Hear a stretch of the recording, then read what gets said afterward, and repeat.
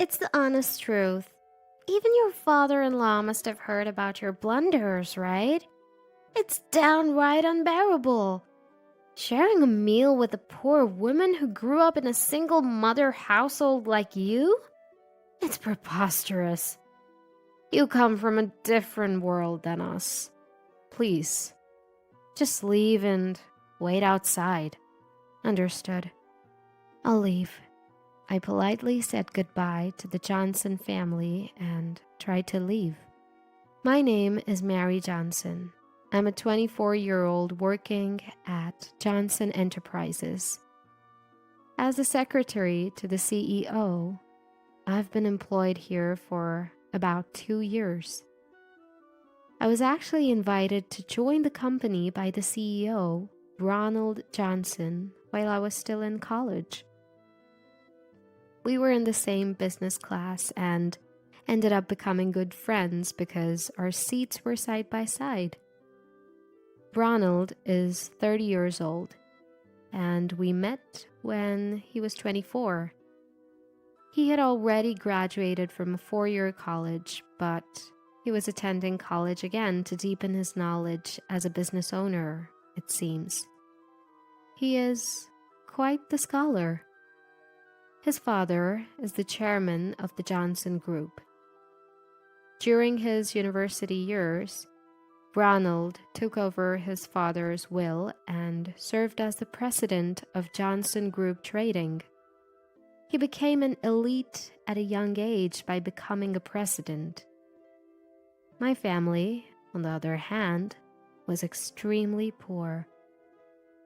My father was a gambling addict and a hopeless casino fanatic. The debts he incurred led to my parents' divorce when I was in elementary school. My mother raised me single-handedly.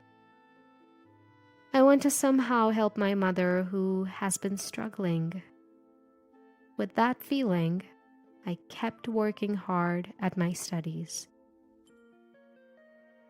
And then, Ronald, who learned about my situation, invited me to join his company, Johnson Trading. 2 years have passed since I joined the company and started working as Ronald's secretary. I have acquired secretarial and business document skills certification and am working hard for Ronald. By the way, Ronald Johnson, the president, is also my husband.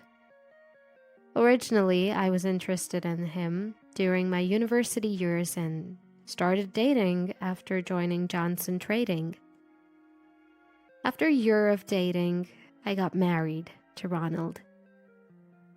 Ronald is a kind husband who, despite being a president, never acts arrogant and always takes care of me. I feel extreme happiness being able to be with him both at work and at home. I truly believe it was great that I met Ronald. Then came a certain day. A transfer notice was announced at Johnson Trading, and I couldn't hide my surprise at the name. The appointment of a vice president, and that name was Julia Johnson.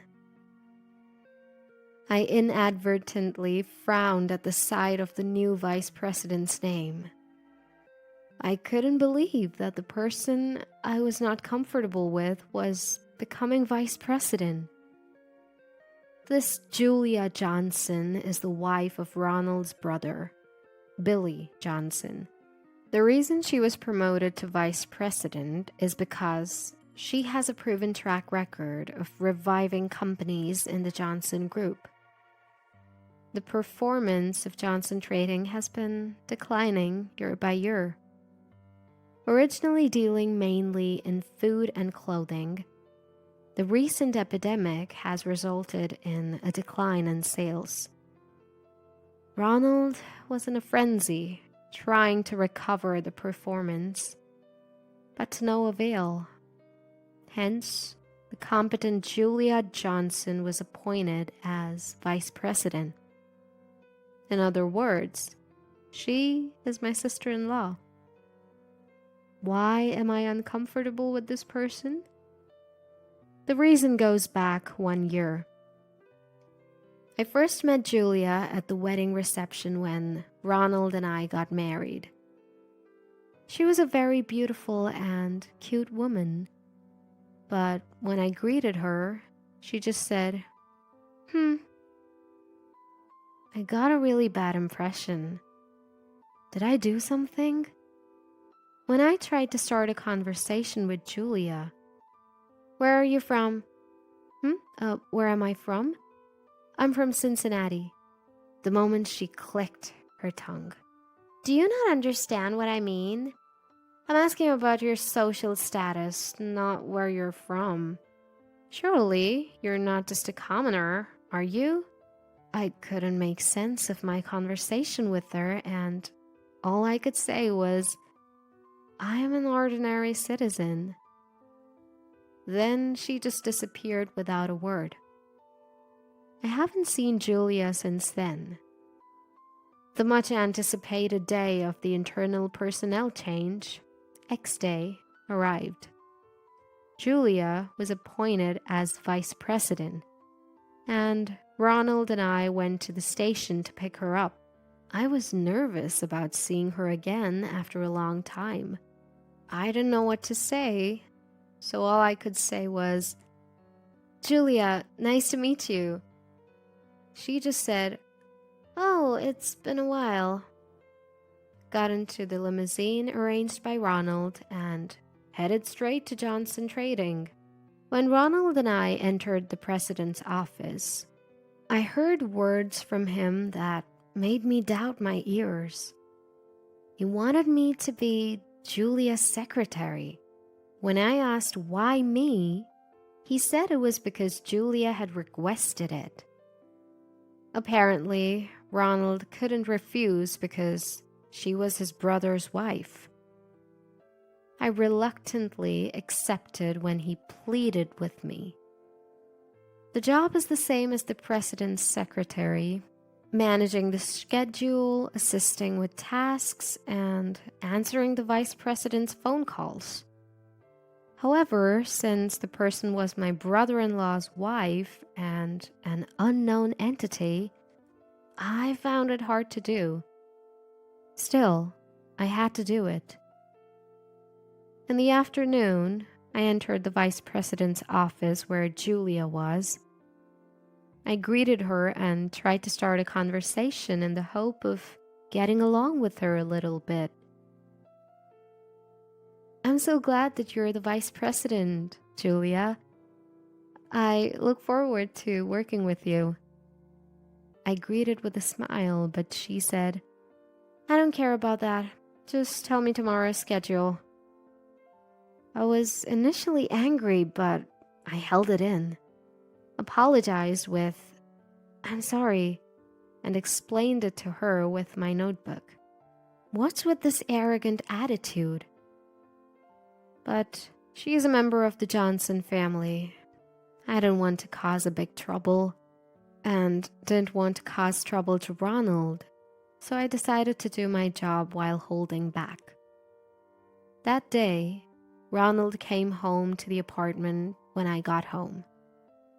When I went to greet him at the entrance, he said, What's wrong? You look pale. I just responded with, I'm fine. I couldn't tell him after all. One day, I made a grave mistake. I accidentally swapped Ronald and Julia's schedules and only realized this when I received a phone call from Julia. She stated that she had not scheduled the meeting that I had told her about. Looking at the schedule, I saw that I had relayed the details of the meeting meant for Ronald to Julia instead. I realized my mistake, but it was too late by then. I was rebuked by Julia saying, I apologized to the client, but they didn't forgive me, and we lost a hard-won deal worth $200,000 because of you. She also lamented about the fact that she had to put up with unwanted advances from the lecherous president of the company we were dealing with to secure the deal, all of which ended up being for naught due to my error. Upon hearing that Julia returned to the office, I immediately went to the president's office. I walked in, and first thing, I apologized deeply. But Julia shouted back, "Sorry isn't enough," her face as red as a demon's.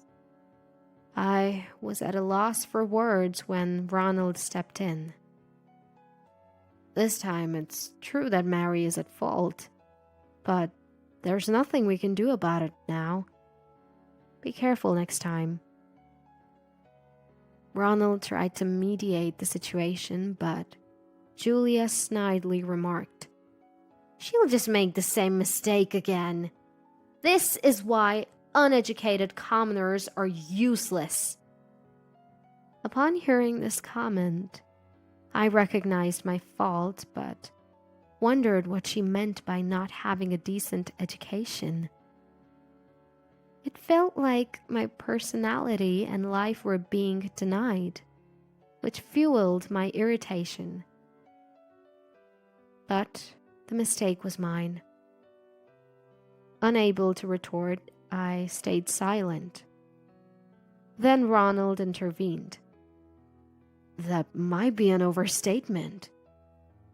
However, Julia turned away with a dismissive,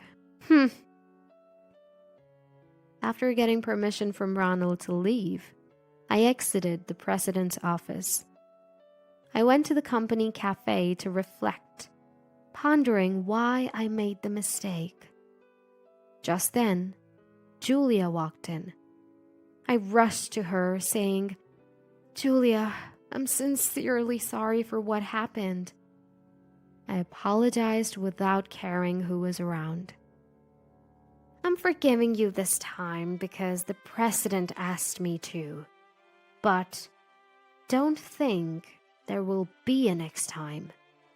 I can fire a commoner like you anytime." This was the last straw. I understand and accept my mistake. But what does being a commoner have to do with anything? Excuse me, is being a commoner relevant here? What? Who are you to argue? If you had a proper education, you wouldn't have made such a mistake. Well, I think my mistake and my home environment are unrelated. Is there something against commoners? I inadvertently confronted Julia. She sighed as if exasperated and said, "Never mind." Then she walked away. A week later, Ronald, Julia, and I were set to attend the head office's executive meeting. We had a pre-meeting lunch as the meeting was scheduled in the afternoon. After thoroughly checking the topics and materials, I felt well prepared this time. As our meeting neared conclusion and Ronald left for the restroom, I also went to the restroom at that time. I felt nervous about attending the meeting with Julia, fearing more criticisms. I felt a salty taste as I sipped the water in my glass, but dismissed it as my imagination and finished the drink to quench my thirst.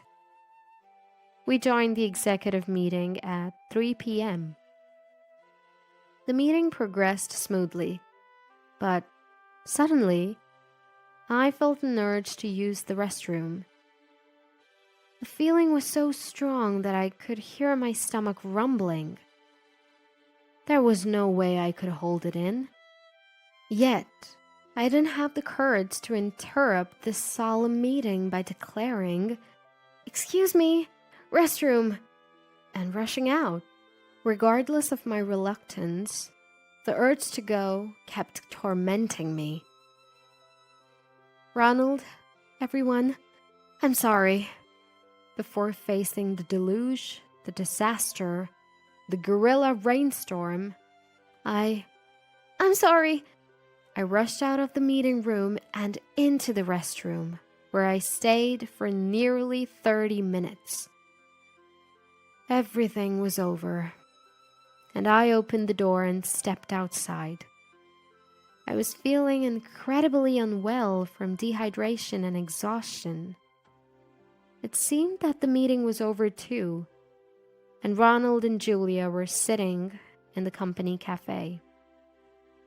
Ronald was looking at me with concern, but Julia had a smirk on her face. That's when a suspicion crossed my mind. The water I had drunk earlier had a strong, salty taste. When I returned from the toilet and sat down, clutching my stomach, Ronald asked me if I was okay. But Julia just said, "Did you eat something weird and get food poisoning?" in a sarcastic tone. Could it be that she mixed a laxative in while I was gone? But why? Would she do something like that? Out of anger for the lost deal? I don't know, but I did have diarrhea after drinking that water. I found myself plunged in doubt and suspicion. Ronald told me, "Go home and rest today." So I decided to go home. The diarrhea was better, but my stomach hurt. I laid my head on the cafe table until I calmed down. After a while, the pain subsided and I decided to head home. But before that, I had to inform the vice president of tomorrow's schedule. I headed to the vice president's office and knocked on the door. When I did, I heard Julia's voice saying, "Come in." When I entered the room, she said, "Oh, it's you." Of course, she didn't bother asking about my health. "What do you want? Make it quick, I'm busy." "Julia, you put something in the water, didn't you?" At my question, Julia smirked and said, "What are you talking about?" Don't play dumb. At lunchtime, when Ronald and I left our seats, didn't you mix something in my glass? Oh my, what a sudden accusation! It's completely unreasonable to blame others. Get out of here, you fool!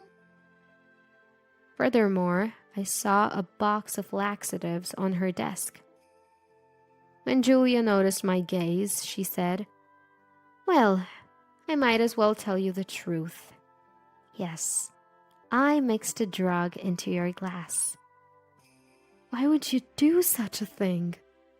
What did I ever do to you? Why have you been like this since we met? It's simple. Because you're a commoner, that's all. You're unnecessary to the Johnson family. Her flippant reason for considering me a commoner left me not just angry, but dumbfounded. And tears welled up in my eyes. "Unfortunately, I'll have to fire you. No matter how much you tell the president about me, you have no evidence, so it's impossible. Plus, if you consult anyone, you'll be making an enemy of the Johnson family. A rift will form between my husband Billy and Ronald, and the brotherly relationship will become the worst because of you. If you're okay with that, feel free to consult." She was right.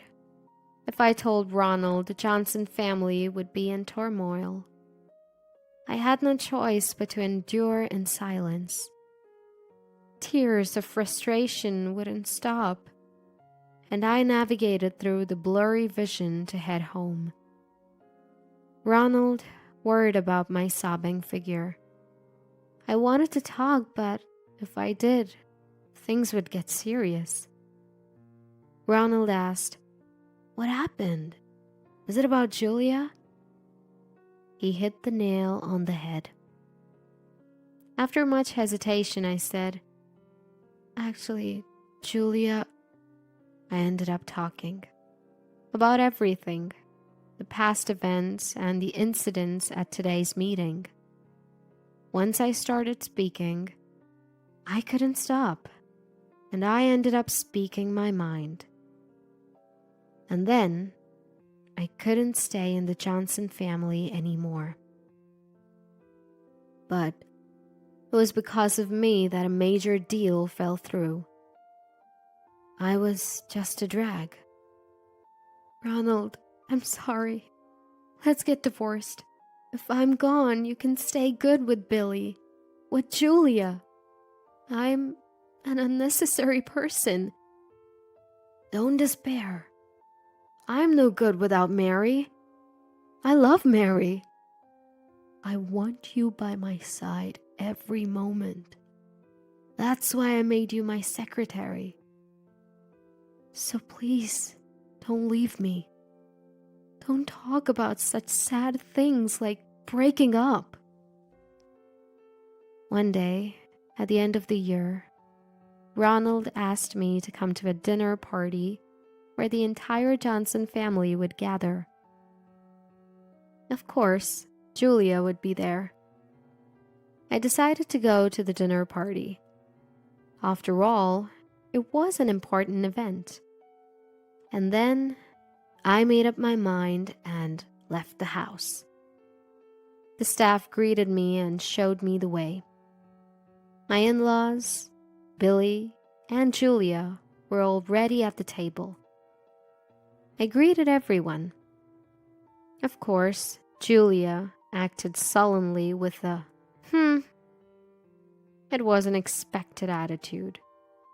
When Ronald and I sat down, Julia first said, "I feel sick." "I really feel sick. Having dinner with this poor trash? It pollutes the atmosphere. It will spoil caviar we are going to have." At this statement, my father-in-law said, "What are you talking about?" in anger. "It's the truth.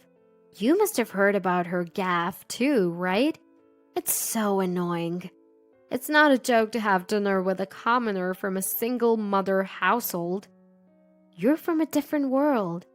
Just go out. It's better if you wait outside." Understood, then. I said bye to everyone in the Johnson family and was about to leave. I heard my father-in-law suddenly yell, "Then you should go home." "What? What do you mean, father-in-law?" "No ifs or buts. You're the unnecessary one in the Johnson family." "What are you talking about, father-in-law? I am the vice president of Johnson Corporation and Billy's wife." She seemed to want to argue, but my father-in-law shook his head and said, "It seems Billy wants to divorce you." At that word, Julia glared at Billy. "Billy, is that true?" "Yes. I'm tired of your high-handed attitude that looks down on people, and you don't do any housework. You're good at your job, and there are parts I respect, but otherwise, you're done as a human being. You're the one who's in the way." What? Furthermore, it seems like my father-in-law had heard from Ronald about what Julia had done to me so far. The fact that Billy didn't like her, and about me. My father-in-law seemed to have planned to cut ties with Julia at this opportunity. That's what the dinner was for. "Don't say such ridiculous things. After all, father-in-law, Do you have any proof? The proof that I made Mary sick." At this time, I thought it was time for revenge. Everyone in the Johnson family is on my side. There's nothing to fear. I remembered on the spur of the moment and pulled out the pen I always stick in my chest. Then, Julia made a puzzled face and then laughed out loud. "What are you thinking, showing such a thing?" Her complacency will end now. Without any hesitation, I pressed the switch on the pen. "Don't play dumb. Didn't you mix something into my glass when Ronald and I left our seats during lunch?" When my voice played, Julia's face turned pale. "Yes, this pen is not just a pen. It's a pen-type recorder. It's always recording to not forget the content of conversations at negotiations and meetings." Thinking that there might be something, I kept Julia's voice as evidence, and now was the perfect time to play it. Julia covered her face with both hands and was trembling. "It's not over yet, Julia. You didn't really marry Billy out of love. You married him to expand the Lee Group's power, didn't you?" What are you talking about?" Then Ronald took out his smartphone and started playing a certain voice recording. "That poor woman is unnecessary to the Lee Group. Instead, I will incorporate the Johnson Group into the Lee Group eventually." Suddenly, Julia covered her face and screamed, "Stop! I feel so..." Was this her soliloquy? "In doing so, my status will rise even higher. How secure!" After that, a long conversation that seemed like Julia's monologue continued. "Once I become the next president of Johnson Corporation, I can frequent high-end male strip clubs even more than now." And the recording also contained her calling out names of her favorite strippers, saying, "I love you," and "I adore you." Hearing this, Billy showed his anger. "You're obsessed with strippers." Why did she feel embarrassed after the voice recording was played? The Lee Group that Julia mentioned is a rival of the Johnson Group. She originally was the daughter of the Lee Group. However, it was said that she had a love marriage with Billy. But that seemed to be different. She might have been forced into a political marriage as a spy for the Lee Group. "You will divorce Billy and be dismissed as the vice president. Furthermore, we will completely withdraw from the Lee Group. We have been getting along through mutual encouragement, but this is a total break." Julia's face turned pale. Furthermore, the mother-in-law, who had been listening to the whole thing, opened her mouth. "Julia, you called Mary a poor person and a commoner, but what I can't forgive the most is that you denied that she was raised in a single-parent family. I, too, was poor and raised in a single-parent family when I was young. You don't know the human heart. You're the one who's not needed." It was the first time I had seen the mother-in-law so angry. I was surprised, as she always gave me a gentle and smiling impression. Everyone's gaze gathered on Julia. She pounded the table with both hands and stood up vigorously. "Remember this! The Lee Group will never forgive you!" She spat out this parting shot and left the restaurant. Honestly, my heart felt very relieved. Everyone protected me. I no longer needed to leave the Johnson family. As I felt relieved, tears began to flow. Seeing this, Ronald and my parents-in-law and Billy all comforted me.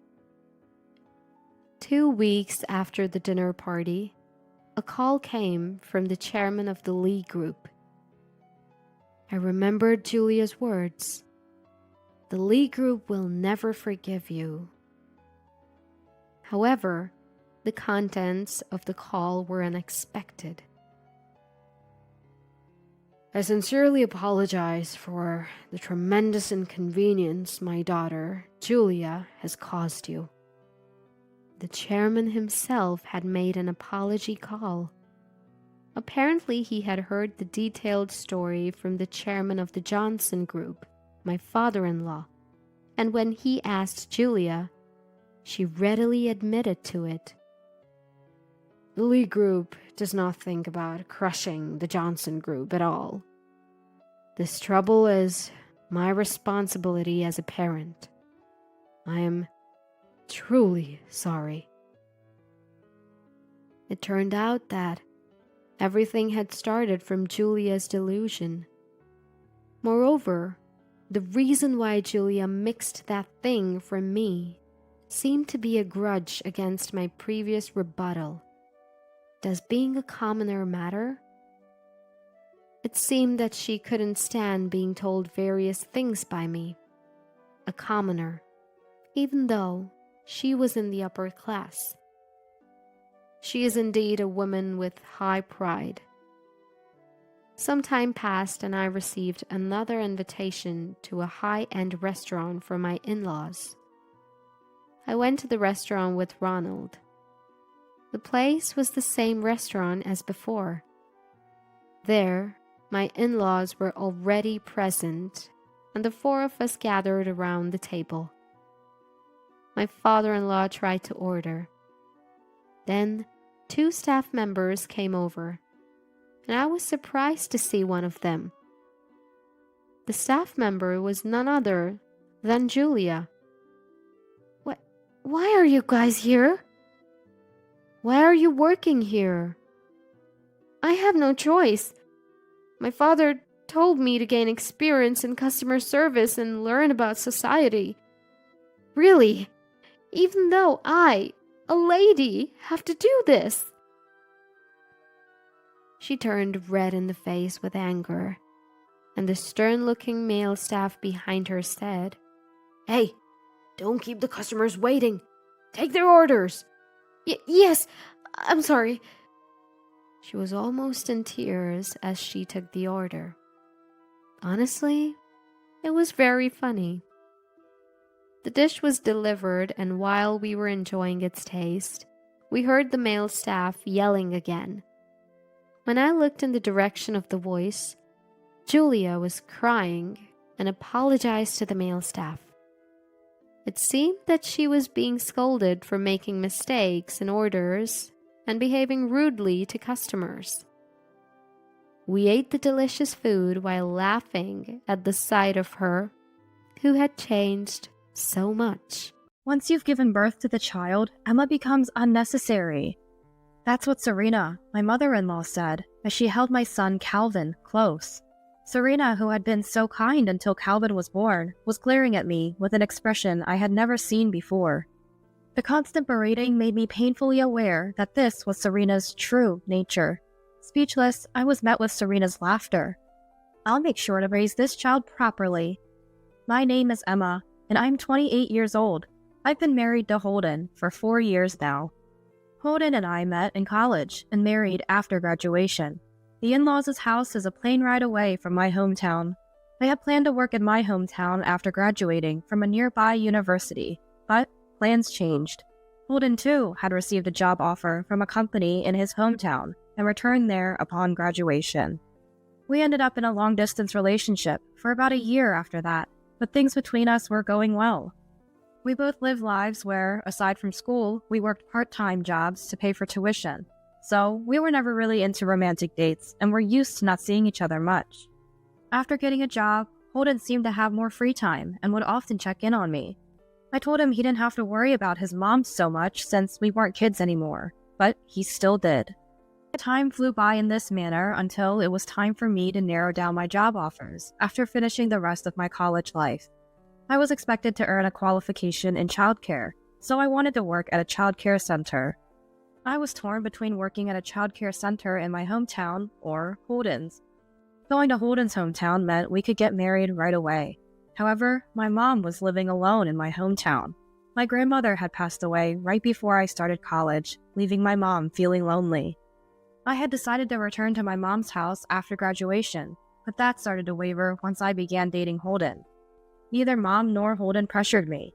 I talked about Holden a lot over the phone with my mom, so she was okay with the marriage, and Holden, having grown up in a fatherless home, understood my feelings towards my mom well.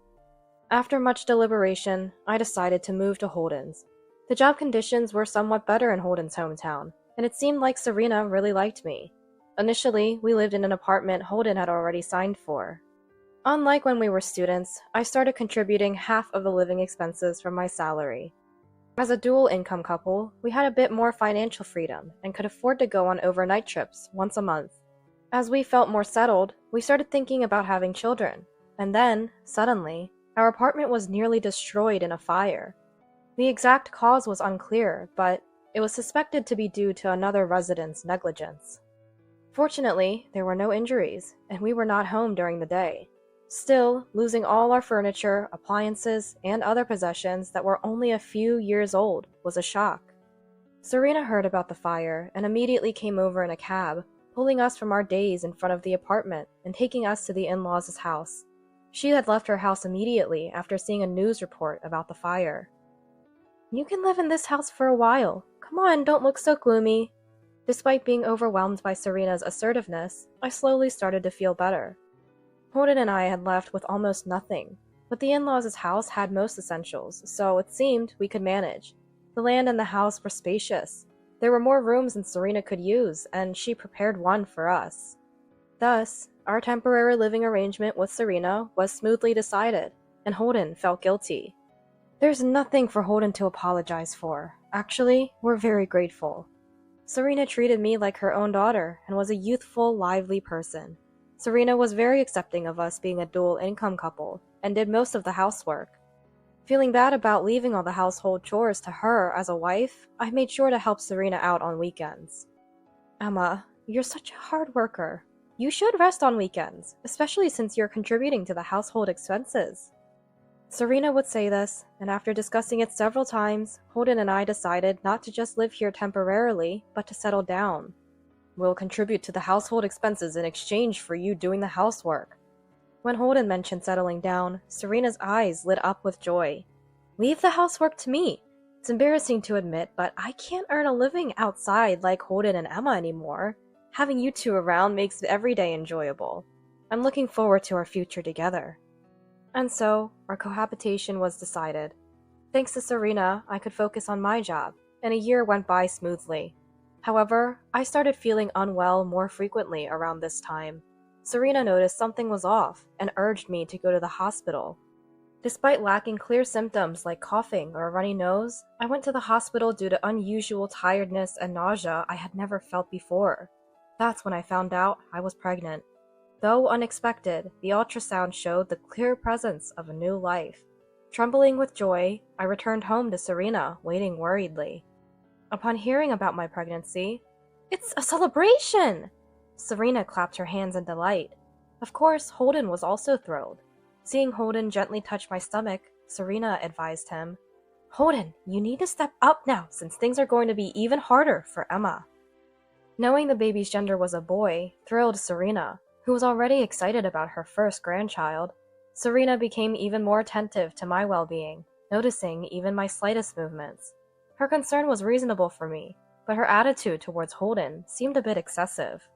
She handed him parenting books, instructing him in detail about the changes in a woman's body and how a baby grows.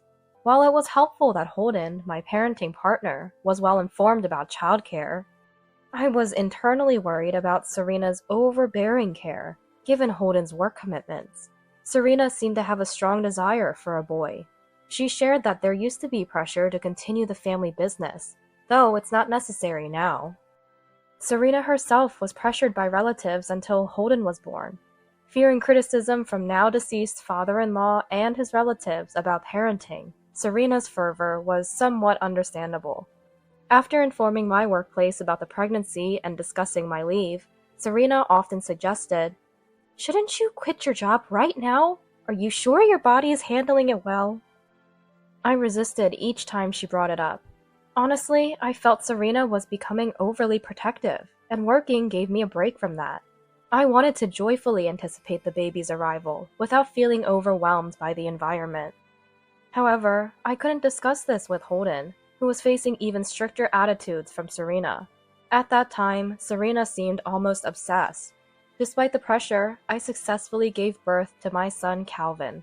Serena visited during my hospital stay, holding Calvin as much as she could until a nurse reminded her visiting hours were over. Her overexcitement seemed utterly unreasonable, even for a first grandchild. The source of my discomfort soon became clear. Serena had been at the hospital since early morning on my discharge day, having convinced someone to drive her. The nurse, upon hearing this, rushed my discharge preparations, but I felt terrible for the hospital staff. I couldn't leave until the hospital's reception opened, and during that time, Serena called me multiple times.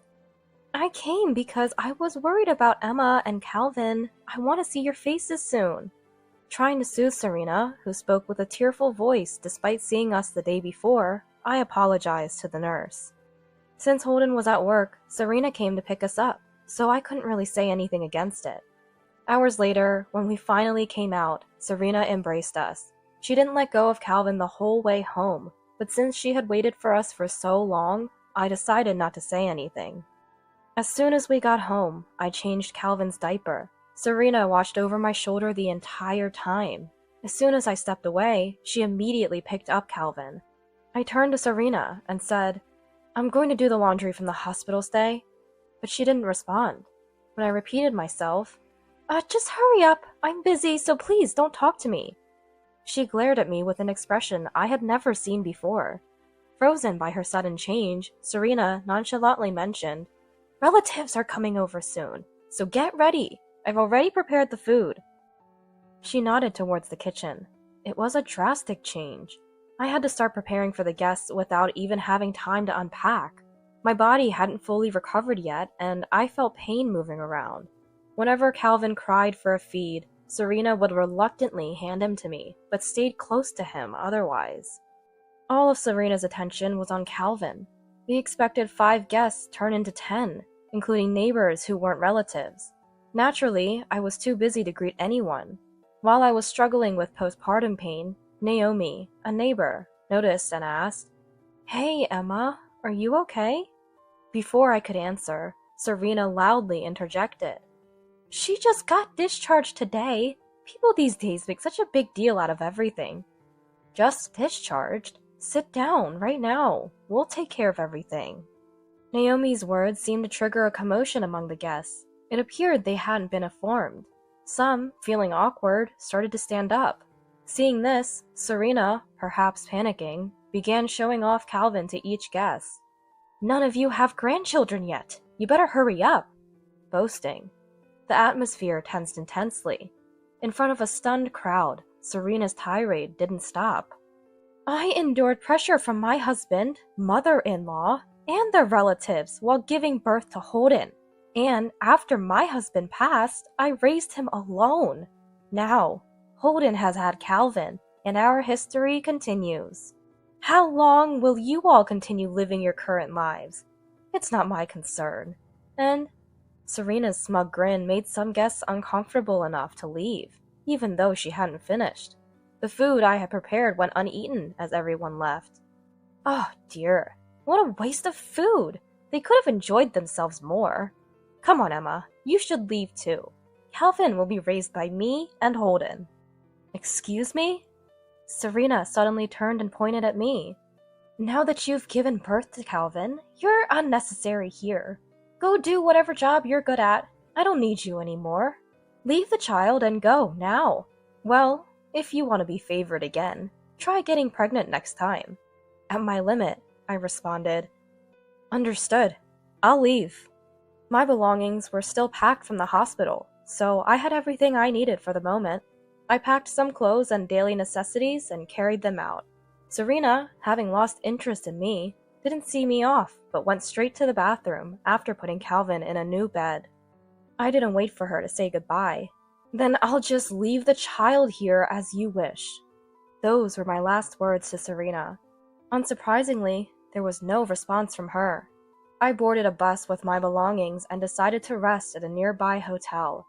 The next day, I checked out of the hotel, planning to take a bus to my parents' home. When I turned on my phone, I found numerous missed calls from Serena. I had turned off my phone last night, anticipating this.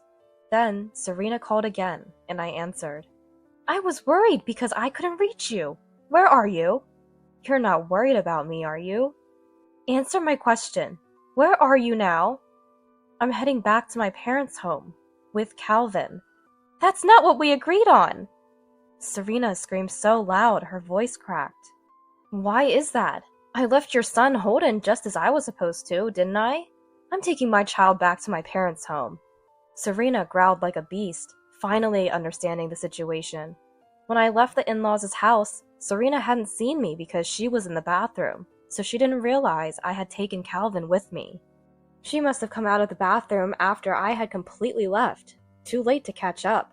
Since then, she had been calling me repeatedly. Now that I had turned on my mobile phone, she was finally able to reach me. I had left without telling Holden, so both of them must have been in a panic. I knew it was a harsh way to deal with Holden, but I thought I needed to get away from Serena first. Dragging a newborn around for hours is cruel, don't you think? It's much better than not letting me and Calvin rest on the day of our discharge, as you insisted. Plus, my mom came to pick us up halfway, so we're taking breaks on the way back. Oh, and after hearing the situation, my mom said she won't let Calvin see her again. So, I guess there will be no further interaction with you. Thank you for everything, Serena. Take care. Without waiting for Serena's reply, I hung up immediately. I set Serena's number to block, then hurried home. My mom had quickly prepared, and when I got home, a clean baby bed was already set up. It must have been tough. You're probably exhausted. We can talk about everything later. For now, both you and Calvin need to rest. Just as my mom said, Calvin had been constantly on the move since yesterday, always crying. Thinking about the hardship I had put my newborn through brought me to tears, and my mom was there to comfort me the entire time. It was the moment my pent-up tension finally broke. Calvin was doing well, and the day passed by quickly. Having been alone for so long, the house has suddenly become brighter, my mom said, soothing Calvin without any sign of discomfort.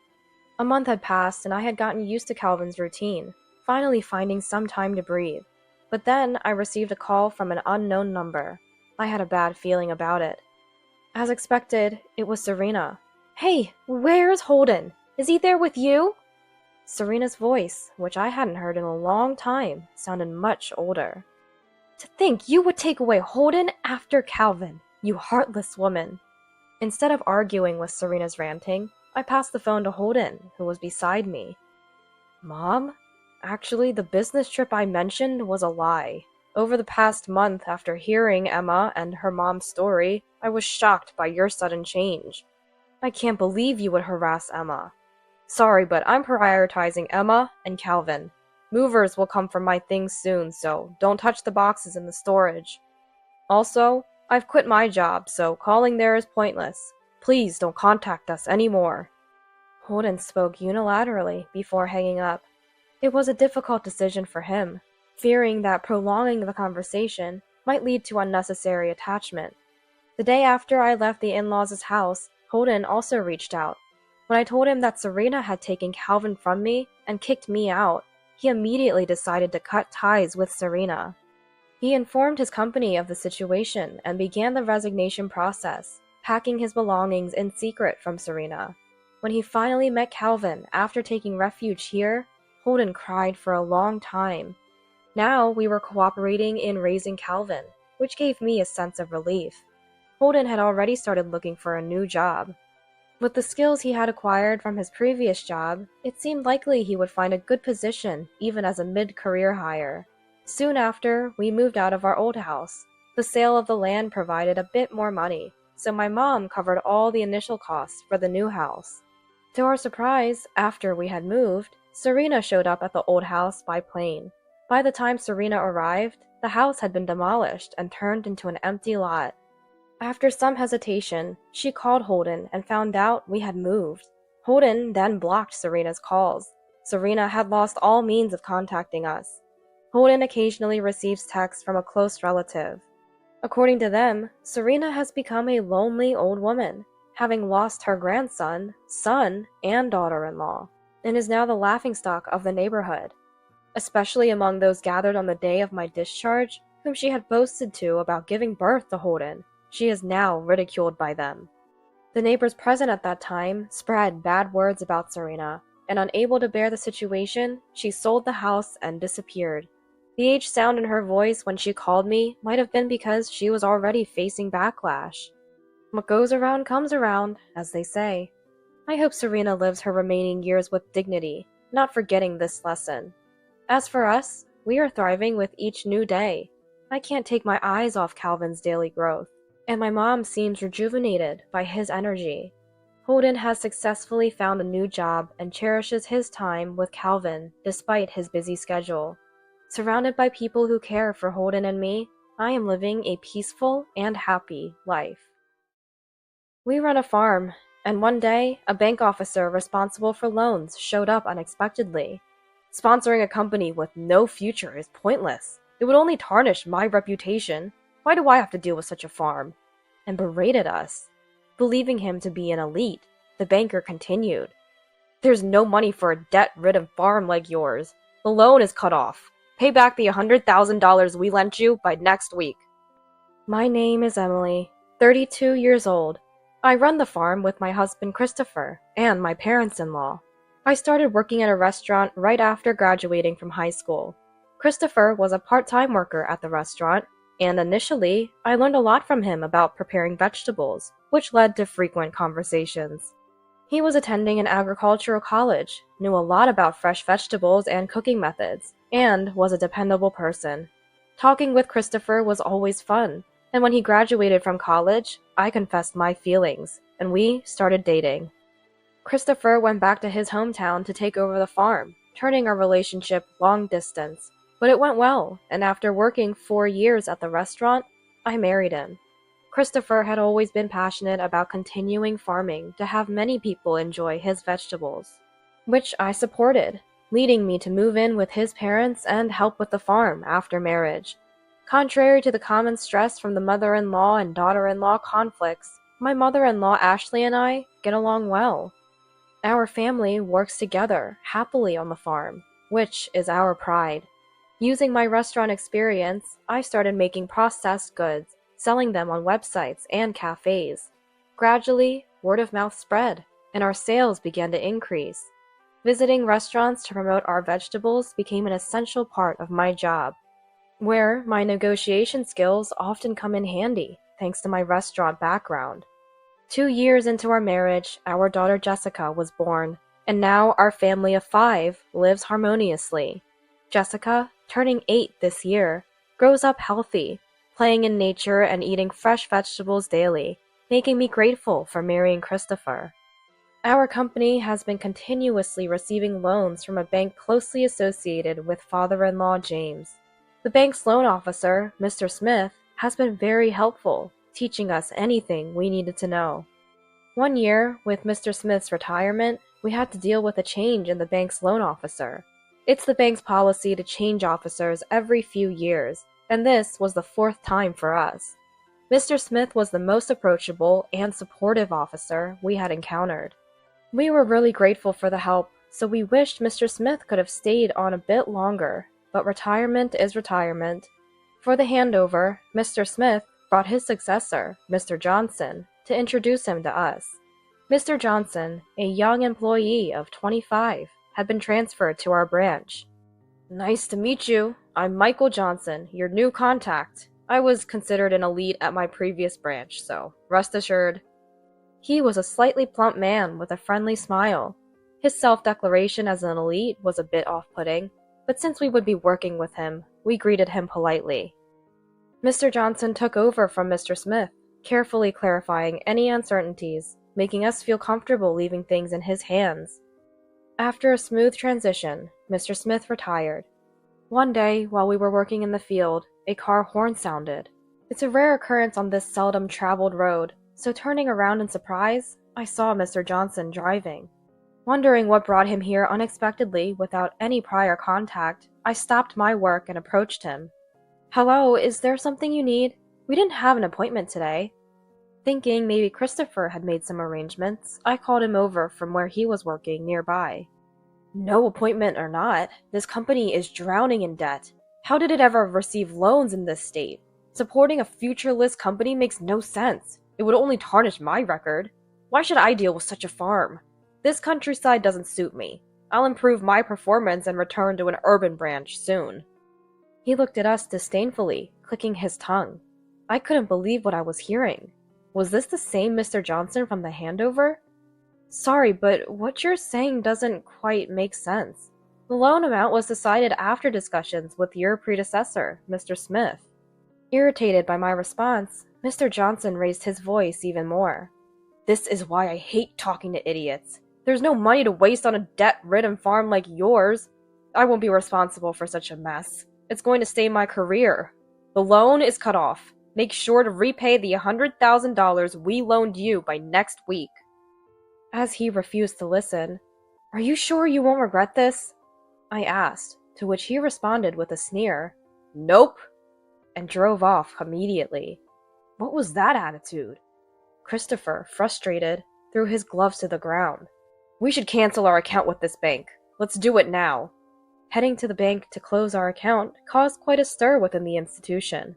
The bank branch manager was out, so the bank deputy manager, along with Mr. Johnson, came to apologize to us. "I'm terribly sorry for the inconvenience our employee has caused. Could you possibly reconsider the cancellation?" The deputy manager deeply apologized. "You should apologize too," and urged Mr. Johnson to do the same. However, did I say something wrong? It's hard for a mere farm to turn a profit, and with so much debt, it's only logical to cut off the loan," Mr. Johnson retorted. He showed no sign of remorse.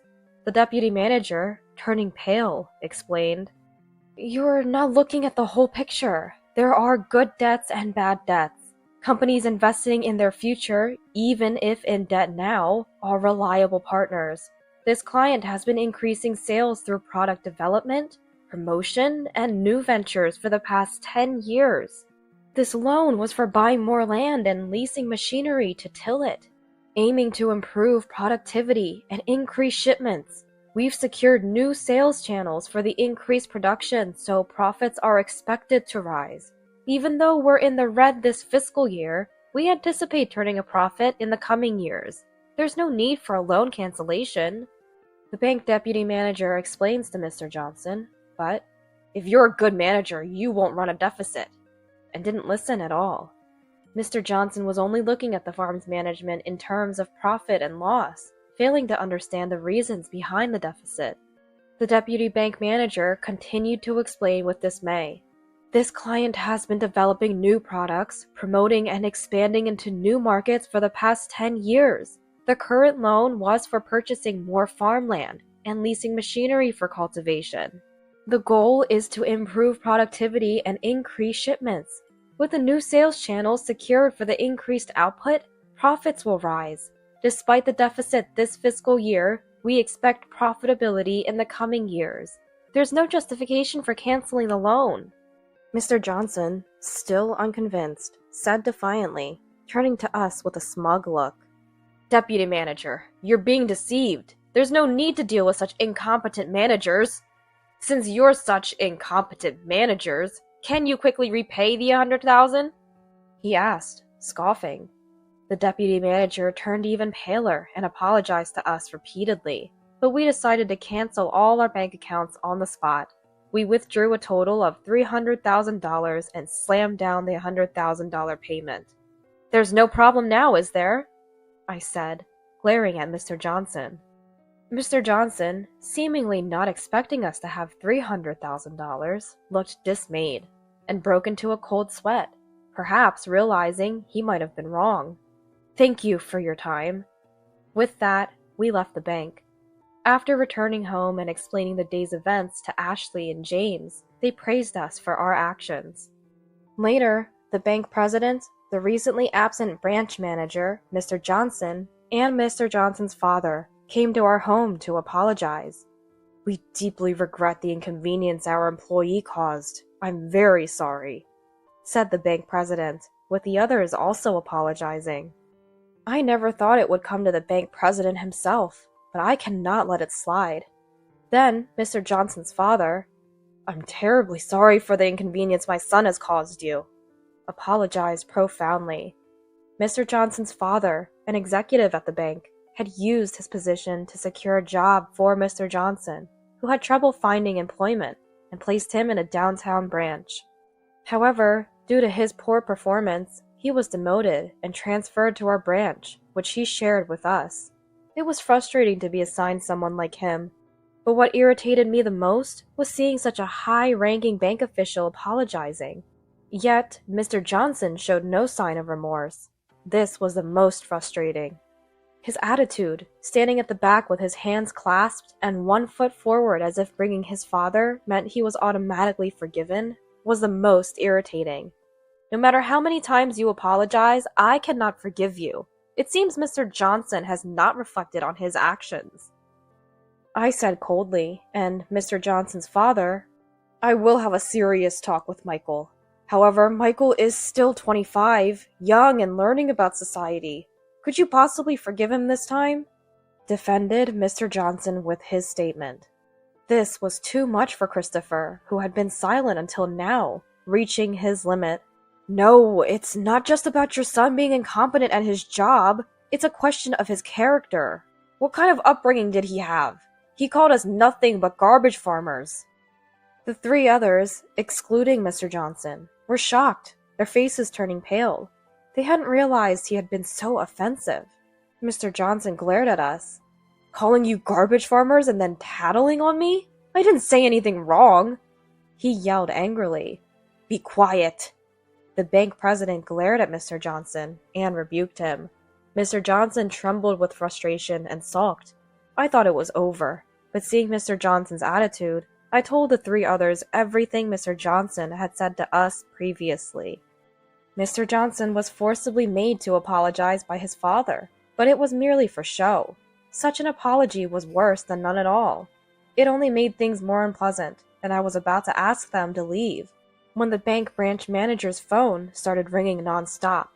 The bank branch manager excused himself to take the call, his expression darkening before he ran back to the bank president. "Bank president, it's serious. The call was from the branch. We're seeing a surge in account closures, and we've lost over $1 million in deposits." The bank branch manager reported with a near tearful look to the bank president. We were all shocked by this unexpected news when Ashley and James returned from shopping. James came over to us. "I've actually been hearing about this situation for a while. I was a big fan of Mr. Smith's work and had been recommending your bank to my contacts. It's a shame," he said with a troubled smile. James explained that after talking about Mr. Johnson's handling of things, business owners feared their loans might suddenly be cut off and had started consulting with other banks. Indeed, Mr. Johnson, unable to accept his demotion, had been cutting off loans to deficit companies to quickly improve his performance and return downtown. Companies that had secured deals with other banks were canceling their accounts and securing new loans elsewhere. The cancellations were likely to continue. Upon hearing this, the bank president said without making eye contact, "Michael, you've caused too much damage to the bank. Don't bother coming in tomorrow." Mr. Johnson couldn't seem to accept those words. "What does that mean?" he asked the bank president back. "It means you're fired. I'll inform you of the official termination date later, so please wait at home until then," the bank president said with a sharp look. Truly the top of the bank. "No way!" Mr. Johnson turned pale and pleaded with his father. "Dad, do something, please. I want to aim for the top at the bank. Now that it has come to this, I can't protect you anymore. Where did I go wrong in raising you?" Mr. Johnson was abandoned by his father, and in desperation, "I'm so sorry. I'll make sure this doesn't happen again. So please, could you forgive me? He came to us and apologized. It was a punishment for thinking he could get away with anything because his father was an executive. Of course, I had no intention of forgiving him. So, you finally apologized, but I have no intention of forgiving you. This is the natural outcome. Please never show your face to us again. With that, I kicked Mr. Johnson and his group out of the house.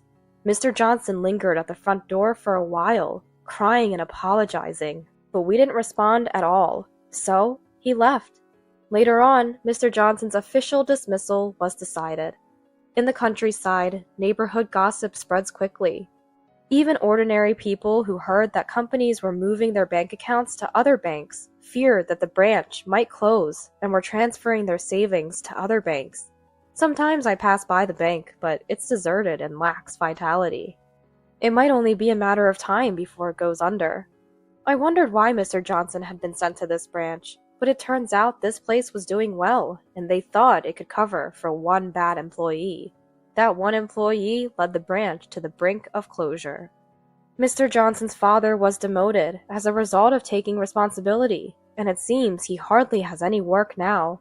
Mr. Johnson tried to use his experience to work at another bank, but his bad reputation had spread so widely that he could no longer work in the same industry. Naturally, no bank would hire him, and it seems he's being rejected at the document screening stage, even by other companies. I heard rumors that he's now living by juggling part-time jobs from morning till night without a day off. We have started using other banks as our main banks and were able to receive loans under better conditions than before. As Mr. Smith had predicted, we made a profit the following year, steadily reduced our deficit, and succeeded in turning a profit after a few years. The vegetable jam I developed was featured on TV and became popular on social media for its appearance as well. More than anything, I'm happy we could make Christopher's dream of having many people eat the vegetables he grew come true. Christopher is even more motivated to grow vegetables and has succeeded in creating new varieties. The company's increased fame has also led to more people wanting to work with us. Now that people are gathering from all over the country, we have no problems with the serious shortage of successors or securing personnel in agriculture. Currently, we are further expanding our business scale, making part-time work possible, and creating a nursery to contribute to the local community by providing a work-friendly environment for the locals.